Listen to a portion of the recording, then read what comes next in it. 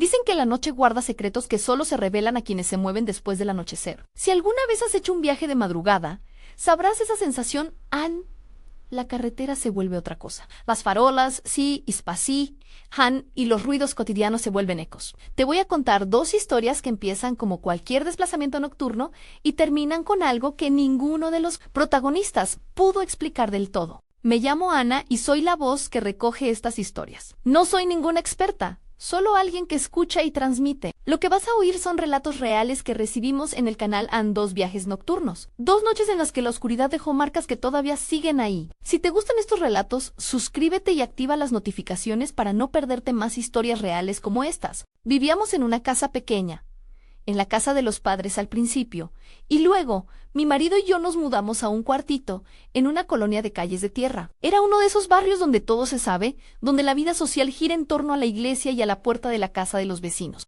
La gente sale poco por la noche, pero los sábados nos juntábamos. Había cenas improvisadas, risas que se colaban por las rendijas de las puertas y niños que corrían hasta que se quedaban dormidos en cualquier sofá. Esa noche hacía algo de fresco. Habíamos ido a la casa de nuestros vecinos a tomar algo. Había una conversación tranquila, música baja y la risa de los niños mezclándose con el tintinear de vasos. Mi hija, que entonces tenía 6 años, se quedó dormida en casa de Julia, la vecina, en un sillón junto a la ventana. Julia insistió en que me llevase unas cosas a mi casa para preparar los aperitivos y, porque vivíamos a 2 calles, pensé que era mejor dejar a la niña ahí un rato. Julia y yo salimos caminando por la calle de tierra, con el polvo levantándose bajo las suelas. Hablábamos de tonterías de domingo, de la última misa y de cómo había crecido la colonia. Al volver, desde la esquina donde se ven todas las casas, vi algo que me heló. A lo lejos, recortado contra el cielo negro, había una figura en el techo de nuestra casa. Al principio pensé que era alguien alto, tal vez un vecino que había subido para arreglar una antena. Pero la imagen no encajaba. Estaba demasiado erguida, demasiado larga. No tenía proporciones humanas. Se apoyaba en la cumbrera, como si el tejado fuera una barandilla y su torso se estirara hasta un punto donde el cuerpo ya no parecía humano. Era extremadamente delgada, casi como si la ropa le quedara pegada a los huesos y su silueta absorbía la poca luz que quedaba. No vi rasgos, solo una sombra que no debía estar ahí. «Julia, ¿lo ves?», dije casi sin voz. Julia se quedó blanca. No había nadie en el tejado, le juraría a cualquiera, pero la figura estaba. Por un segundo pensé que era el juego de la imaginación mezclada con el miedo. Luego vi cómo su mano, si es que tenía mano, pareció deslizarse por la teja. Fue un gesto lento, deliberado, como si estuviera estudiando la casa. De repente se aceleró todo, entramos cogiendo. Las manos me temblaban. Abrimos la puerta y el silencio de la casa nos golpeó más que el frío de afuera. La habitación donde mi hija había dormido estaba vacía. El sillón todavía olía a su pelo y a la leche tibia. La mantita estaba arrugada. No había señales de forcejeo, no había puertas abiertas, nada fuera del sitio salvo la ausencia de ella. El pánico se me metió en la garganta. Julia y yo empezamos a buscar como locas por la casa, revisamos el patio, llamamos a mi marido, la colonia se juntó en minutos, las luces de los móviles cortaban la oscuridad en pequeños cuadraditos. Recuerdo cada segundo con una claridad que a veces duele. Grité su nombre hasta quedarme afónica. Unos vecinos salieron con linternas. Otros fueron puerta por puerta, llamando. Alguien llamó a la policía. Otra persona sugirió buscar por los alrededores, que quizás se había levantado y había seguido a algún niño a jugar. Empezamos a rodear la colonia, a subir y bajar la calle de tierra, pisando la hierba que asomaba en los bordes. Todo parecía estirarse, los segundos se hacían minutos. Los minutos pesaban como piedras.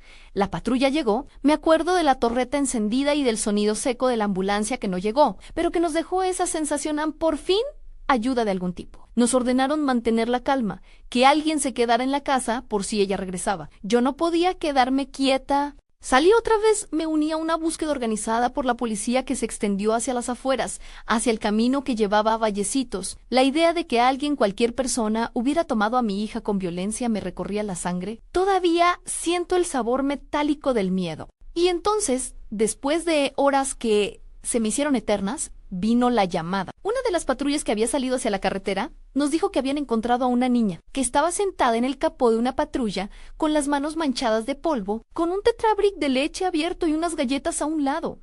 Estaba tranquila, casi ausente. Cuando la vi por fin, algo dentro de mí se partió y al mismo tiempo se reconstruyó en una claridad. Era ella. Tenía la cara como si hubiera estado soñando. No recordaba cómo había llegado allí. Lo único que dijo con la voz pequeña de sus 6 años fue que se había despertado, que vio muchas luces y que había una patrulla y que le dio miedo, pero que allí estaba. No podía explicar el traslado. No comentó sobre ninguna persona extraña que lo hubiera llevado. La policía cruzó preguntas con los vecinos de Vallecitos. Nos dijeron que la encontraran caminando en la entrada del pueblo como si hubiera estado andando sola por la carretera. No había marcas de violencia. No había señales de que nadie la hubiera forcejeado.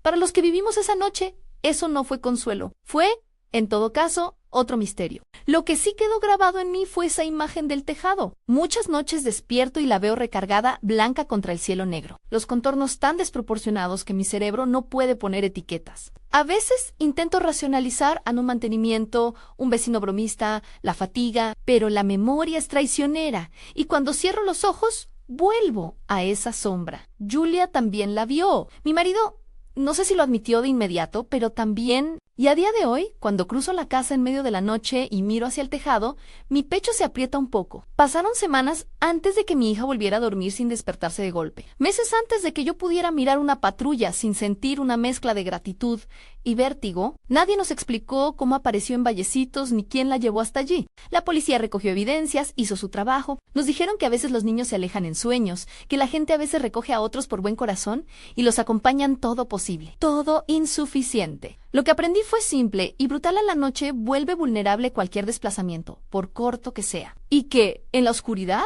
hay cosas, personas, que no encajan en nuestras categorías. Algún tiempo después, nos escribió un chico llamado Alberto. Su historia no es en un tejado, pero sí en una carretera, y tiene el mismo hilo, un viaje que se convierte en algo demasiado grande para comprenderlo. Le prometí que la contaría, porque creo que juntas arman un mapa de advertencias. Alberto habla con la voz de alguien que no quiere dramatizar, pero cuya palabra se quiebra cuando recuerda. Su familia regenta una papelería del pueblo. Allí se gana la vida con libros, carpetas y cuadernos. Un día, mi madre, la madre de Alberto, fue a comprar libretas a un proveedor que quedaba lejos, y volvieron por una ruta que, por ser más barata y sin peaje, solían tomar. Iban con la furgoneta cargada, la tarde cayendo. Todo iba bien hasta que, en mitad de la nada, el capó empezó a echar vapor. Al principio pensaron que sería solo una manguera, algo que se arregla con un rato.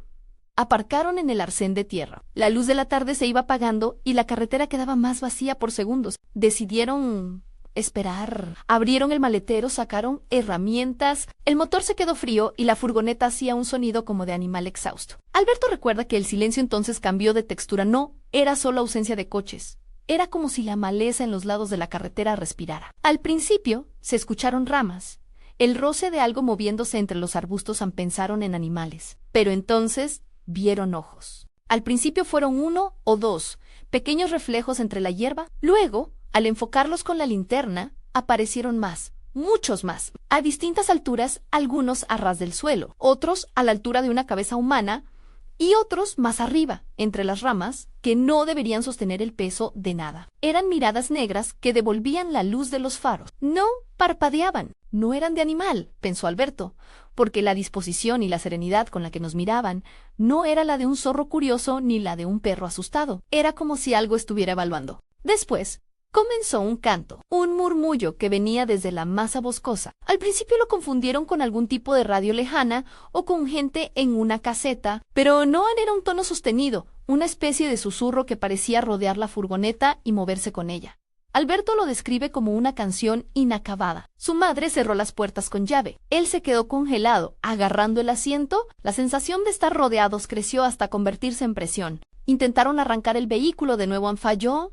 No encendía. Cada vez que giraban la llave, el sonido era mecánico, insuficiente.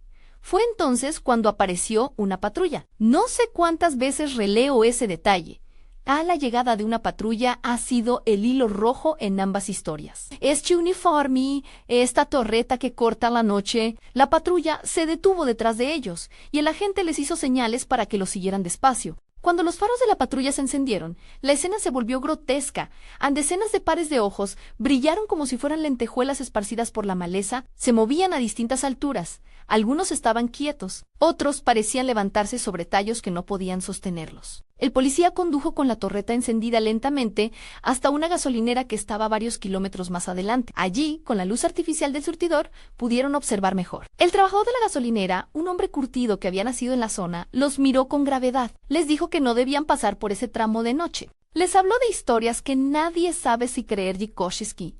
Se subían solos. Cuesta arriba de gente que decía sentir una fuerza extraña en el coche Gilalalmadao, subida en Punto Muerto. La última era más una leyenda, pero en voz baja. El gasolinero la dijo como quien advierte de un lugar donde las cosas no siguen las reglas. El policía, con la discreción de quien ha visto y no necesita contar todo, les aconsejó que no volviesen a pasar por allí de noche. No lo dijo de forma dramática, un aviso serio, casi profesional. Les explicaron que en esa carretera se habían recibido llamadas por luces extrañas, por coches que se quedaban detenidos sin razón aparente y por conductores que juraban haber visto figuras entre los arbustos. Eran exageraciones de gente sola en la oscuridad. ¿Alguna explicación natural? Los testimonios, cuando se acumulan, forman un patrón que no se puede ignorar. A Alberto le quedó la sensación de haber sido observado por algo que no era solo animal ni humano. Duerme con la radio encendida en la papelería cuando cierra por la noche. A veces piensa en lo que vieron sus ojos de adolescente,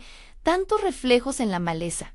Ese murmullo como de voces sin palabras, y la sensación de que la carretera, por un tramo, se volvía territorio de otra lógica. El miedo no fue solo el miedo de un vehículo averiado, fue el reconocimiento de que hay lugares donde, por la noche, uno queda expuesto a lo inesperado. Las dos historias se encuentran en lo mismo en la fragilidad que sentimos cuando nos desplazamos por la noche, ya sea una caminata corta por la colonia para llevar aperitivos o un regreso por una carretera que parece interminable. La noche transforma el paisaje. Las sombras crecen, las distancias cambian, los sonidos se vuelven ametrallantes, y en ese espacio, la certeza cotidiana de que las cosas son como deben ser, se deshace. No digo que estas cosas sean demonios, ni tampoco afirmo que no lo sean. Lo que afirmo con todas las letras es que los que vivieron esas noches experimentaron miedo real, confusión y una profunda sensación de vulnerabilidad. La policía actuó en ambos casos y evitó un desenlace que podría haber sido peor. Eso es un hecho en autoridades que respondieron. Niños encontrados, familias que respiraron de nuevo. Lo demás queda en el límite entre lo que vimos y lo que no supimos explicar. He hablado con Julia desde entonces. Me pregunta si hemos reforzado las cerraduras, si dejamos las luces encendidas. Yo le digo que sí, pero la verdad es que la imagen del tejado me visita en sueños. Alberto me escribió meses después de su experiencia, me contó que ahora pasa por la carretera de día y que todavía mira los arbustos con desconfianza. Me pidió que lo contara como una advertencia más que como una historia para asustar. Y por eso las escucho y las comparto, Ann, para que quien viaje de noche sepa que hay precauciones que no están de más. No es conspiración ni misterio sensacionalista, es prudencia. Apagar el móvil en la mesita no te protege de nada, pero llevar un cargador, tener el depósito lleno, evitar rutas solitarias a horas intempestivas, ir acompañado cuando es posible, avisar a alguien de tu llegada prevista. Son pequeñas cosas que pueden marcar la diferencia entre encontrarte con un susto y quedarte sin respuestas. Sí te voy a dar un consejo práctico, que sea ese: toma precauciones sencillas antes de salir al anochecer y confía en las luces públicas y en las rutas conocidas. Antes de cerrar, quiero recordar algo que se me quedó grabado en ambas historias. En la colonia, al ver la figura en el tejado, observé una calma en su postura que me incomodó. No había prisa, no había violencia exhibida. Solo presencia y observación. En la carretera, los ojos en la maleza devolvían la luz con paciencia, sin moverse. Esa calma es más inquietante que la furia, porque la calma implica tiempo y planificación.